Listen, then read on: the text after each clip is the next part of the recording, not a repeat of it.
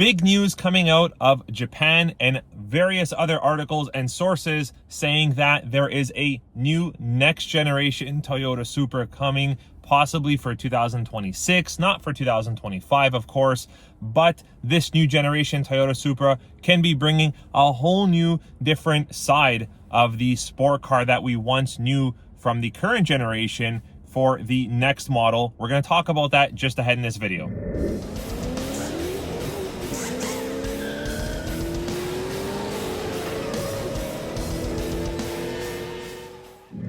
That's right, everyone. We've had the current generation Toyota Supra for about 4 years now, and there's no secret that it was or is a joint venture or collaboration with BMW. A lot of the characteristics of the current Toyota Supra were shared with the BMW manufacturer, but there's been many sources saying that there is going to be a new generation Toyota Supra coming out. One source was a very hot one out of Japan, one of Japan's hottest selling car magazine called Best Car. There's another article from Forbes, and the list goes on and on. I'm actually going to link these articles in the description below. You guys can read them a little bit more detailed, but there's talks of the new generation Toyota Supra, not for 25, potentially for 26, coming out as a solely Toyota initiative, no other joint ventures or collaborations. There's talks about new power plants under the hoods. Let's get to the specifics.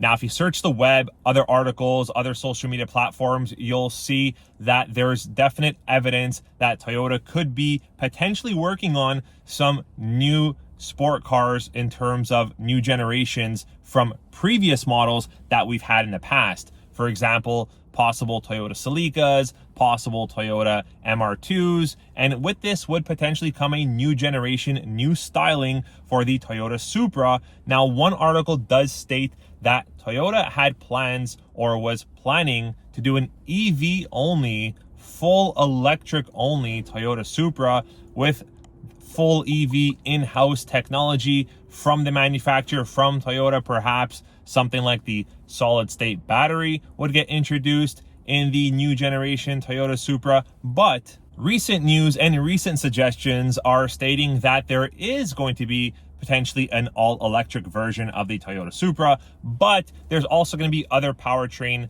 platforms and options that you can choose from when looking at your Toyota Supra. For example, a lot of articles are stating that there's going to be a turbo underneath the hood of the new generation Toyota Supra, but a lot of uncertainty if that turbo is going to be hooked up to a V6 or a 4-cylinder powertrain, if it's going to be a turbo 4-cylinder V6 turbo hybrid, something like the iForce Max potentially underneath the hood. What do you guys think? Let me know in the comments below. What do you want to see happen with the power plants for the new generation Toyota Supra? I know way back years and years ago, when the Toyota Supra was offered back in the 90s, there was a turbo option that you can go with when building your Toyota Supra from the manufacturer. So having a turbo underneath the hood of a new generation Supra would be pretty cool. I think it would bring the Toyota Supra back to its roots. Now, granted, could be a 4-cylinder, could be a V6.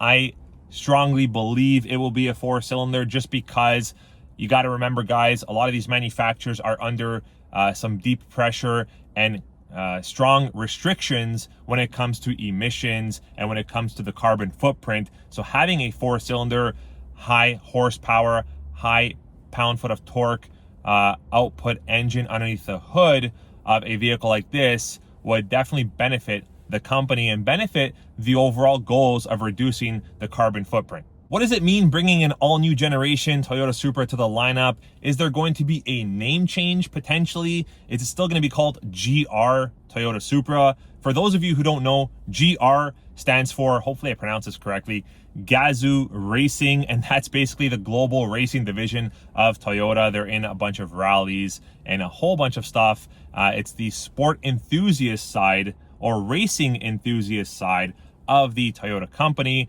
Will there still be a GR Supra? I think there might be some type of name change if all these changes do come to fruition and there is a all-electric Toyota Supra. I think there will be some slight kind of model or configuration name change. For example, we're seeing a lot of name changes happening now. We're seeing a lot of things happen now. Like, for example, a lot of the all-wheel drive vehicles from Toyota, mainly the hybrid ones, no longer have the all-wheel drive badge.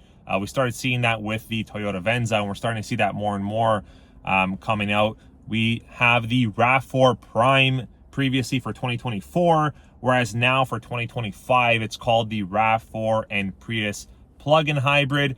I think the full electric version, if it comes for the Toyota Supra, will have a name and a, I guess, logo on its own, if you want to call it, kind of separate from the rest of the Toyota Supras. What do you think? Let me know in the comments below. Again, guys, I'm going to put links in the description below for all these articles, but sources and articles are saying that if there is a 4-cylinder underneath the hood of the new generation Toyota Supra, that it would have similar or greater horsepower than the current V6 Toyota Supra. Guys, like I just said earlier, if you have a 4-cylinder engine combined with a turbocharger or not, and it's still putting out 382 horsepower, that's the current horsepower rating of the current generation Toyota Supra 6-cylinder, 382 horsepower. If you've got a 4-cylinder engine doing that, does it matter if it's a 4-cylinder turbo, or a V6? I think it doesn't. In my opinion, the current generation Toyota Supra has been doing very well. There was very small hesitation and pushback when it got reintroduced. I believe it was 2021 as a joint venture with BMW, but sources are saying that the new generation Toyota Supra will be all Toyota when it comes to technology, when it comes to power plant, which I know those Toyota Supra enthusiasts are gonna love that. Get this, sources are saying that if the Toyota Supra does come out in a hybrid option, that it can host up to 400 horsepower.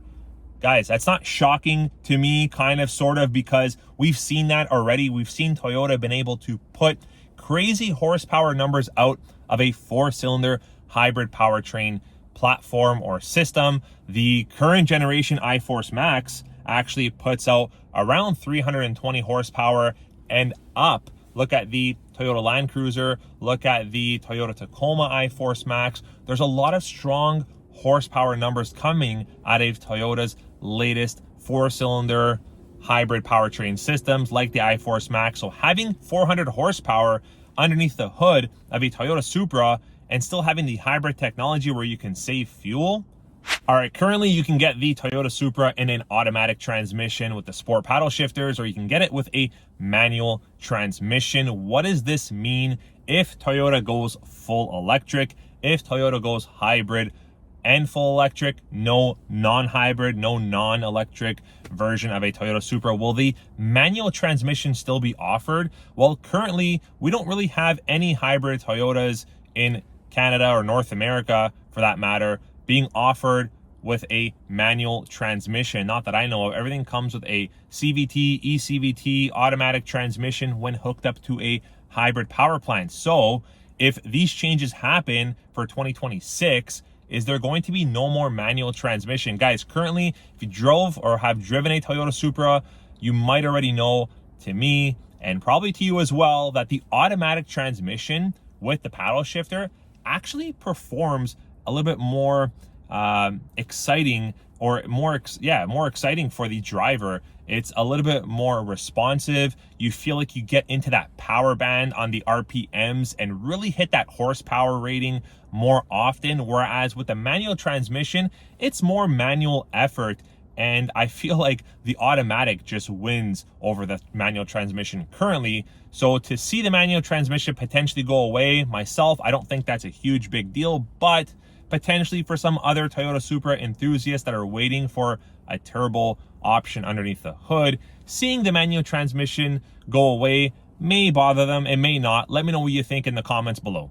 With the current Canadian MSRP at $62,375 plus your destination transportation fees and taxes, what does this mean in terms of pricing for the new generation Toyota Supra? If it goes full electric, will there be a government rebate or a rebate in general? How much of a price increase are we looking at? I do think there'll be a price increase regardless of the fact if Toyota pulls away from the BMW and goes all Toyota on the new Supra. Yes, I do see a price increase coming. How much? Not sure exactly. We're going to have to wait and see from the manufacturer, from Toyota. I do believe that the full electric version will be different in some way, shape, or form. Might look a little bit different, might have some different options, standard equipment, characteristics about the full electric vehicle. And yes, I do think that will come with a totally different price range or price bracket.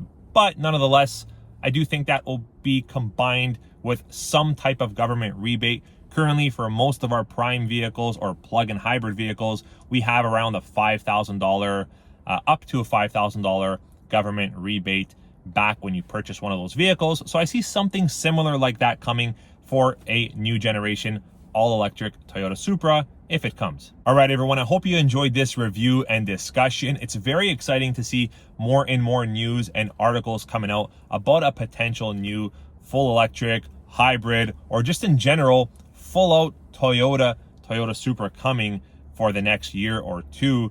Very exciting to see that. Stay tuned to the channel if you want more details on vehicles like this, updates like this, and changes coming for the lineup. We'll catch you in the next video. Take care.